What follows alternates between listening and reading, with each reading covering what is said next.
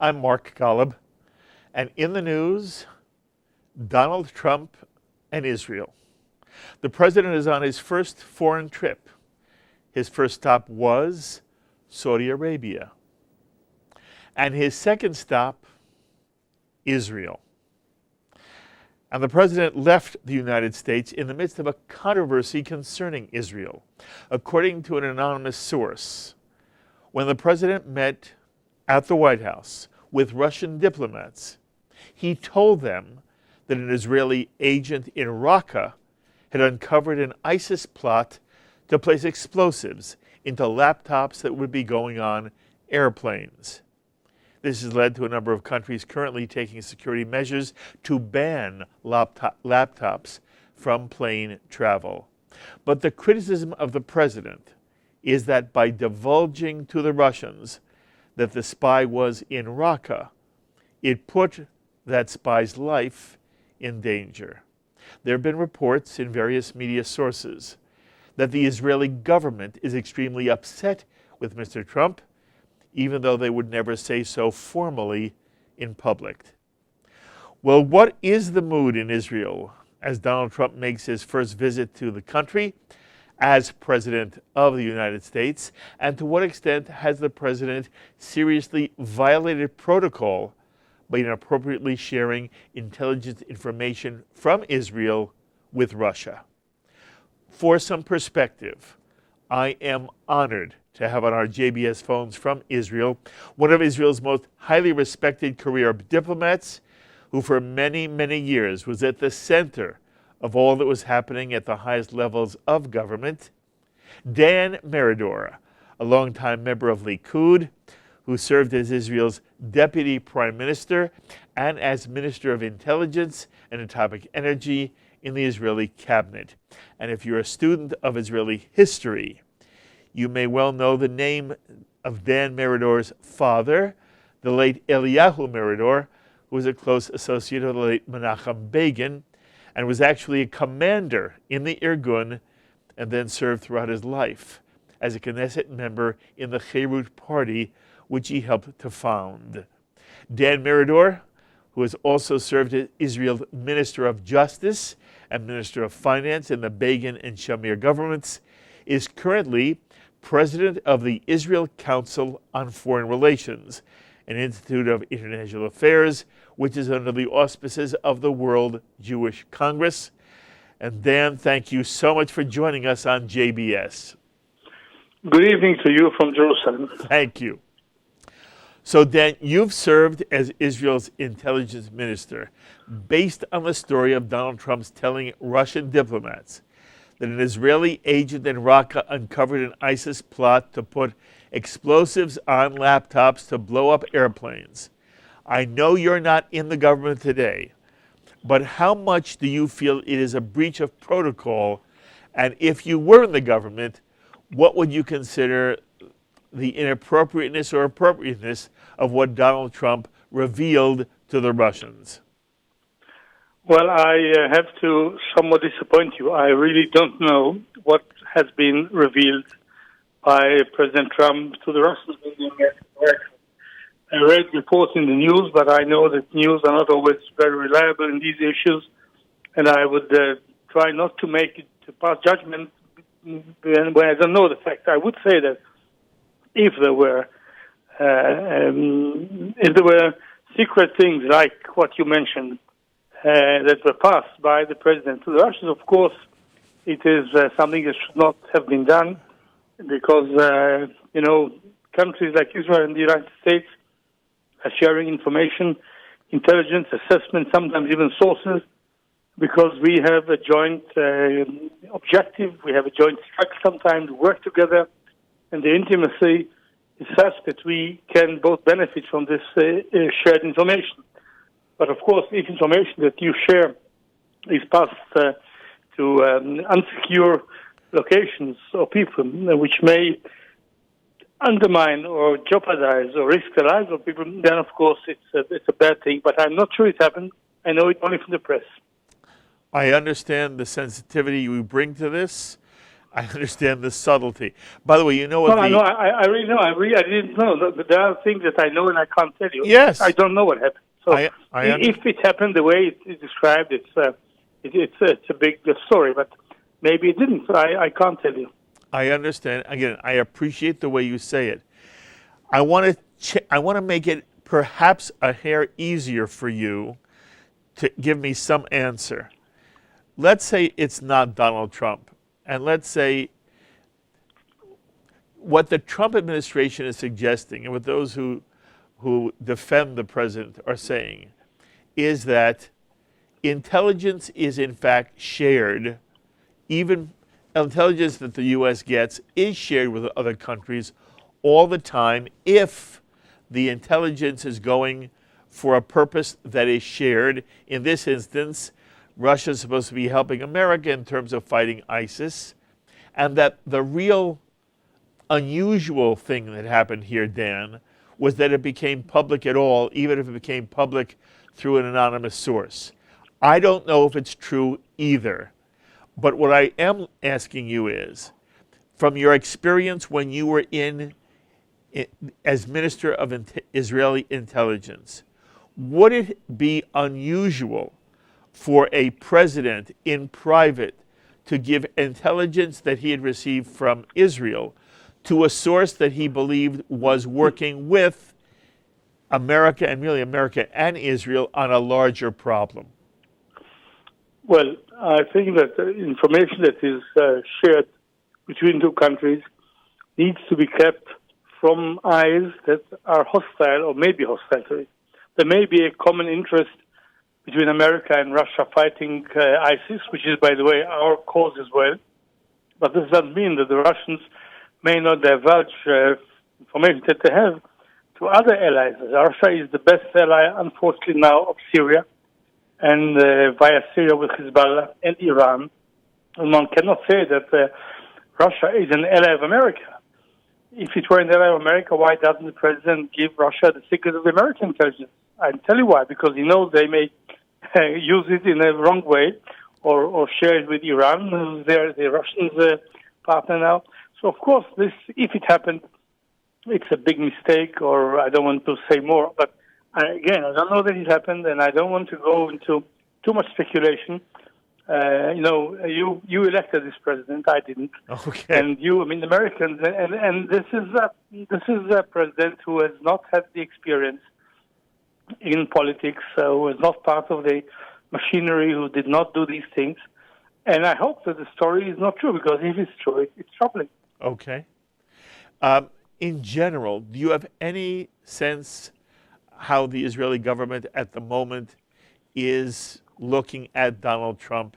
To the extent to which there may be truth to this story, is it also true that the stories we hear in America, that the Israeli government is angry at Trump and is, in a no-win situation, Dan, because on the one hand, he is the president of the United States, and he is the head of the free world, and he is the head of Israel's number one ally, and he is coming for the first time to Israel, and you have to be nice to him. On the other hand, within the halls of government, there's some real annoyance, if not anger, at the president.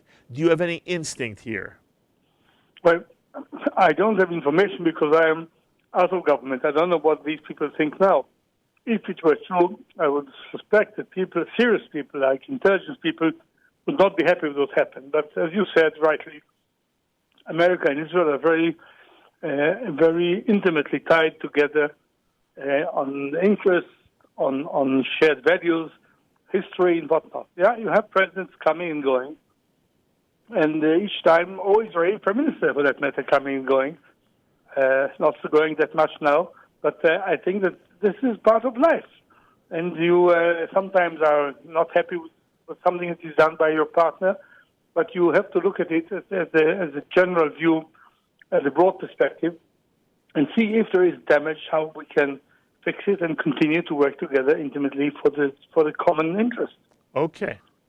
Do you have any feel, by the way, Dan, for how the Israeli on the street is now responding to the fact that President Trump is visiting Israel? No, I didn't. I didn't conduct any polls, of course. I don't know. There are people who, I think, build too much on some image of President Trump. He is to the right of the extreme right of Israel. I think it was wrong in the first place. I'm not sure how much he knows and how many details he has been able to learn and how much experience he has, and whether he has a plan or a strategy or he doesn't. I heard words, I heard sentences, I heard slogans. I have no idea. Yes. If there is a plan that he has in his mind, what is it? He said things that may please me or somebody else, and he changed what he said. So I would be very cautious before predicting what's going to happen with President Trump and Israel. Basically, we are allies. We are friends. There are people in Israel who did not like some moves of President Obama. Other people thought Obama was a good president for Israel. So you have political views that change here and there, and you have political baggage to people here and there when they make judgments on the president. You know, Dan, as I've watched presidential election after presidential election here in America, during the campaign, candidates always promise they're going to move the embassy, the American embassy, formally to Jerusalem. Barack Obama came to AIPAC and said he was going to move the embassy to Jerusalem. He became president. He couldn't do it. Donald Trump said he's going to move the embassy to Jerusalem. He becomes president. Now he's not doing it. I'm not asking you about Donald Trump or Barack Obama. I want to know, how important from your perspective is it? Does it matter whether America has its embassy, the actual building has the word embassy on it in Jerusalem, or whether it remains in Tel Aviv? Well, I think there's an anomaly here. Israel has a capital, it's Jerusalem. The government is in Jerusalem. The Supreme Court is in Jerusalem. The Parliament, Knesset is in Jerusalem. Here's how we run our business. This is our sovereign decision from almost day one, for 69 years now. And it's a bit strange that countries, especially friendly countries, do not accept this. They wouldn't maybe accept East Jerusalem, but the Jerusalem that we had from day one should not have been a problem. So there is an anomaly, and anomalies should be fixed. Another question is whether Israel should pay for it. I wouldn't say so. If America feels okay with it, I think it's an American problem. It's strange. I think that it should be fixed, but I wouldn't make an issue of it. If the president promised, he didn't promise it to Israelis. He promised it to his voters in America. So they have to talk to him. I never got a promise from the president on what he will do, and he owes it to his own voters, not to us. I understand. You know, there are those who are saying that if the United States did move formally the embassy to Jerusalem, there would be a violent reaction throughout the Palestinian community and the Muslim world. Do you feel that for that reason, there is some wisdom in America delaying the move? Probably. I don't know. I don't know what the reason is and what the decision is to do it now, not to do it ever, to do it later. No doubt there won't be much happiness in Arab capitals if it is done. But President Trump or his administration have to make up their mind if they want to do it or not, and take into account all that may follow. I can't make it for them. Okay. I think it's. I told many American ambassadors who were here and were friends of mine that they are missing a lot when they have to live in the coastal plain where it's humid and not in the mountains where it's beautiful and great air like Jerusalem.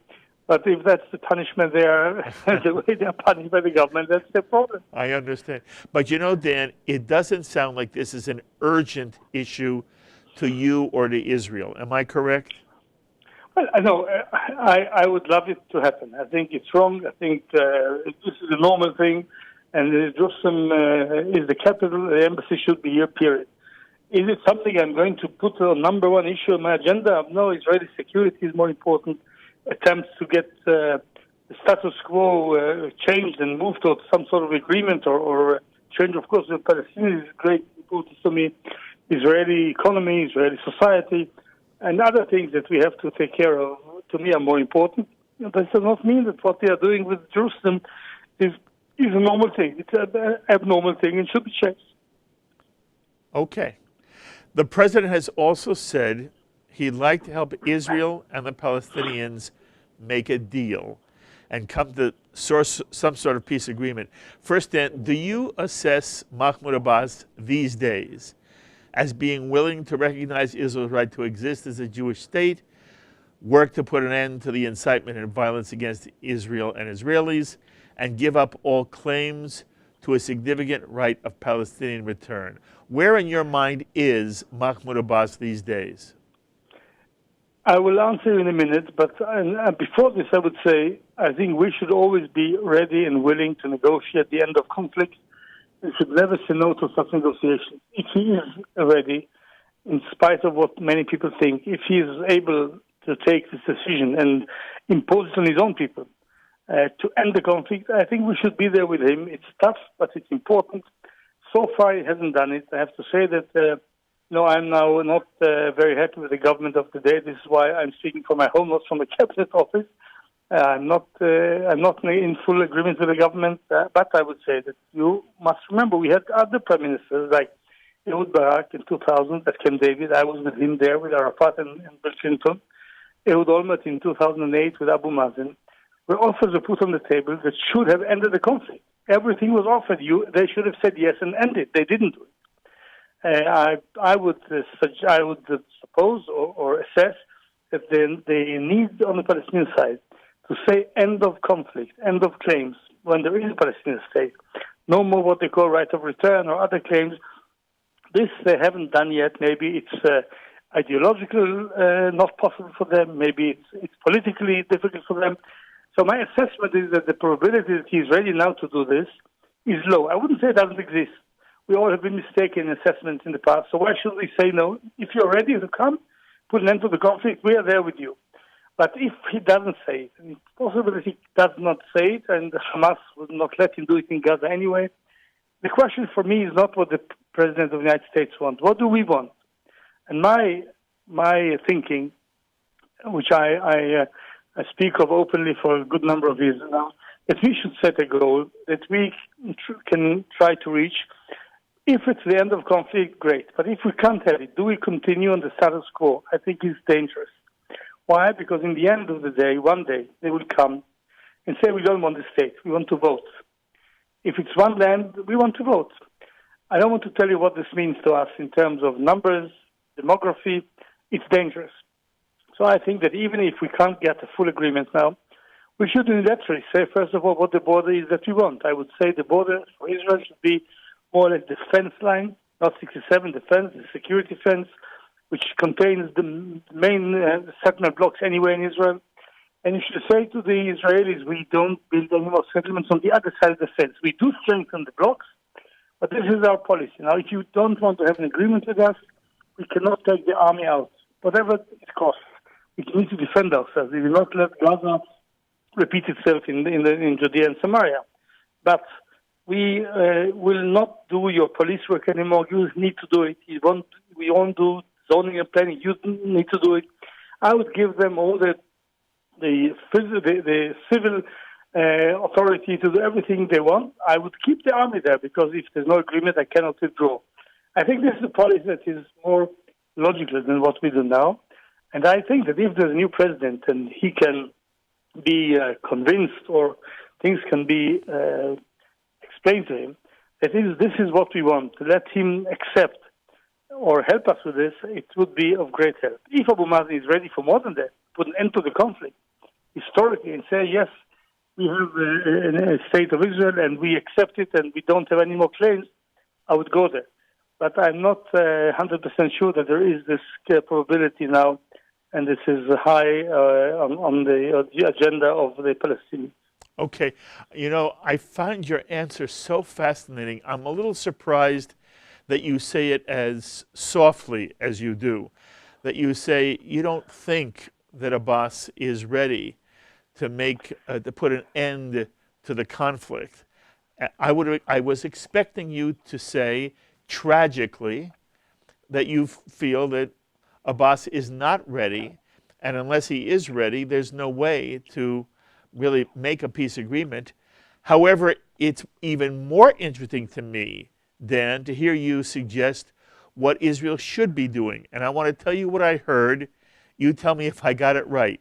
What Dan Meridor is suggesting is that Israel leave the IDF on the east side of the On Judea and Samaria, as long as there's no agreement. Okay, fine. Peace, right? Yeah. But at the same time, we declare what is the border that we want, yes, and we start acting towards that in terms of our policy of settlement. yes, To be coherent with our statement, we will settle in the main blocks like Ma'ale Edomim, Gush Etzion, and so forth, yes, Jerusalem.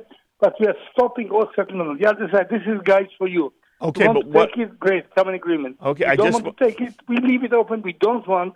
I want to block the road to one state. I want to leave the road to two states open. I understand. I only want to understand what you do want to do with the Jewish community in Kiryat Arba or Hebron, and what you want to do with Ariel. Do you want that? And what do you want to do? Well, Ariel, first of all, Ariel definitely should be one of the blocks that we want to maintain. It's going to be discussed. It's not easy. I think we have a reason to do it, and these are the blocks that I would keep. It will be in it. So other places, it will be on the other side of the fence, and there are, I wouldn't say, 10, 20% of the settlers will be there. It's a tough story, but and it's not easy. And I would not force people out before we have an agreement that puts an end to the conflict. But I would tell these guys, see, we want to have a border for Israel. If we have all of it, we'll end up in a state that is either non-democratic or non-Jewish or both. This is dangerous. This is awful. We have such a huge project that we succeeded in. Don't risk it. So we tell you, if you want to stay there, we'll protect you. We are not going to invest anything anymore. You want to come to the blocks, we'll help you with it. You want to stay, and some will stay until we have an agreement. Is it easy? It's not easy. But the alternative is that we, day by day, don't keep a status quo, but on a slippery slope, going to one-state situation, it's be inseparable, and you can't continue to say forever, Jews will vote and Arabs will not vote. This is impossible. It's against our basic morals. It's against the Jewish tradition, against democracy. So we don't need to give them the card, the Trump card, if you like, that they will take and say, all right, we don't want to say want to vote. What will we say then? So I think that we need to take action. And the action is not risky security-wise, because I keep the army as much as I need as long as there's no agreement. But I think that I have to show the Israelis and the Arabs and everybody in the world what is my goal. You see, they say 67 lines, the Arabs. What is the goal? What is our border? Nobody knows. Some in the government say all of it. Some say this part, that part. How can you succeed in negotiations or in the struggle if you don't have a goal? So I think it's politically maybe tough for the Prime Minister. I think he built a wrong coalition. I would go for the center coalition, not for the right-wing coalition. This was my proposal. But I think Israel needs it. We need to know what we are fighting for. We've shown that we can fight, if need be, in the battlefield, if not politically, and we have the courage to do that, and we have the persistence. But what is the goal? Suppose we have it. What do we want to do with it? So I think that we need to make a decision what the goal is, and the goal should be, I think, a border that is not 67. It's somewhat different. And by the way, both Obama and before him, George W. H. Bush said that they accept that the idea that 67 will not be the end line. There will be a basis upon which there will be changes or swaps. So there is a way that we'll be able to convince the world that we have a reasonable border. I think this is a good time with the new president to try to convince him of that. That is what I would have done, and I will start acting. I don't want to be hostage to the inability or lack of will on the Palestinian side to end the conflict. Okay. You know, I talk to Jewish leaders here in America and in Israel all the time. And there seems to be a fundamental difference of perspective in the Jewish community. There are those who are convinced that this is an issue of where a border should be, that this is a land dispute. There are also then those in the Jewish community, in Israel and in America, who are convinced that it has nothing to do with borders or land, that this is an existential issue, and that it wouldn't matter whether Dan Meridor drew that line anywhere in Eretz Yisrael. The Palestinian community is saying from the river to the sea, and no piece of territory inside that the Palestinians would accept.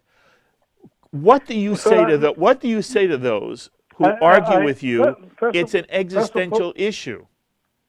It may be existential, and I think we are existentially risking our success by continuing what we're doing now. Because suppose that what we do now, suppose that you're right, and it may be very, very true that there is a Palestinian leadership that is ready to end the conflict. For some of them, definitely, that's the story. Some may be different, I don't know. But if that's the story, and we now give them the winning card, we keep it all in one big land with no borders. A Jew who goes from, say, Ma'ale Adumim or Hebron to Israel doesn't feel it, he crosses borders. It's the same land for him, right? So it will be to the Arab. And in the end, if all of us vote, what are the numbers? So I think even without an agreement, we need not to continue on the track that we are now, not because I think they already agree to our existence.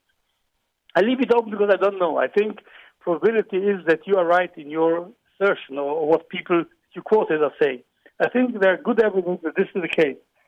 And I don't say it's the case because maybe I'm wrong 1%, 2%. Why should I be the bad guy? Let's try it. If they want, let's hear them say no more claim, no more conflict. They haven't done it. But I say, all right, suppose you're right or these guys are right, and there is no way to end the conflict. We need to handle it. Is it good to handle it when we control the whole land and we settle in the whole land? Not security-wise. We give Jews and Arabs in such a way that you will not be able to divide them, but will never let the Arabs vote? Is that something that is... This is the vision of Zionism? You know, Zionism had a goal from Ben-Gurion to Jabotinsky, Herz, to whoever. We need Jewish majority. Why? Because the Arabs vote. If you don't vote, you don't need majority. Because Arabs and Jews vote, we have now 80% Jews, 20% Arabs. We live it as fine. Full rights, equality, fine, in Israel. But you can't have Zionism built on the idea that only Jews vote. You know how they call these regimes. We don't want it. It's not us. So if that's the case, I don't want to give them the best weapon against me by continuing to build one nest from the whole territory, which is the land of Israel, which is historically ours. In many ways, I agree with that. But now we live in the present. The present, if we make all of it one land, this is our policy now on settlement. This means in the end, they will either not be allowed to vote, or we may lose the identity of the Jewish state, whatever the words will say. So this is dangerous, and I think we need to change the course. That's what I'm saying. Without being sure or even having high probability to the idea that we can end the conflict over them. It sounds to me like it is a terrible, moral, Jewish, practical conundrum. And it'll be interesting to see how in the next 6 months, a year, 2 years, this plays out, Dan. While I have well, you know, we in the Zionist revolution, we stopped satisfying ourselves with asking questions and depending on others and lamenting the behavior of the others. We do things. We take decisions. It's tough, but we need to take it, I think. You can take the opposite decision. You can say we want the whole land. I was in that camp. But I never dreamt in my life that there would be a Jew or an Israeli or a Zionist who would say yes for the whole land, but they will never vote. It is so wonderful to speak to you. I hope at one point, either when I'm in Israel or you're in New York area, I'll have a chance to sit and talk to you face to face. I have long admired you. You're one of my heroes. But okay, thank you for that. And whenever you come here, you can call me up and I'll be glad to have coffee with you. Maybe you do it a day or two before Trump makes a deal this year. It may take too long for him. Thank you very, very much, Dan. Thank you. Bye-bye. Bye-bye. The thoughts of Dan Meridor, longtime Israeli diplomat, now the president of the Israel Council on Foreign Relations. And you're speaking to a man who has been part of Israeli history for many, many, many years. And it's interesting to hear his perspective. As always, my thanks to our director, Sloan Copeland, production coordinator, Serge Goldberg, editors, Dennis Golan and John McDevitt, and to the producer of In the News, Carol Lilienthal. Until the next time, I'm Mark Golub. Be well, my friends.